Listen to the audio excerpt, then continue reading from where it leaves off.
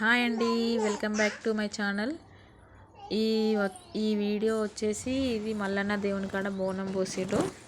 అమ్మ వాళ్ళకి అన్నసత్రం ఉంది అన్నట్టు.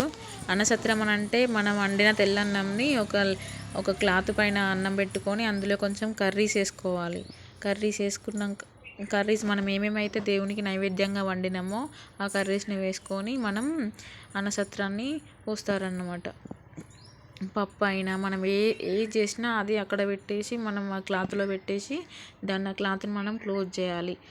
అంటే పైన ఇలా కప్పాలి. కప్పినాక దానిపైన ఏంటంటే బండారి వేసి ఒగ్గు అంటే ఇక్కడ మా డాడే ఇక్కడ చేస్తాడు అన్నట్టు. దానిపైన పసుపుతోటి ఓం అన్నా లేకుంటే స్వస్తిక్ సింబల్ అయినా ఏదైనా రాసి చేయాలి అన్నమాట. అప్పుడు అన్నసత్రం పోసినట్టు అవుతుంది మల్లన్న దేవునికి.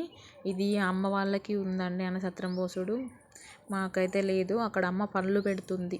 ఆ అన్నసత్రం పోసి అయిపోయాక ఆ పళ్ళు నైవేద్యంగా తీసుకొని అప్పుడు ఒక పొద్దు మనం చెల్లించినట్టు అవుతుందండి. అది తిన్న తర్వాత అన్నం తినాల్సి ఉంటుంది. Boy friends.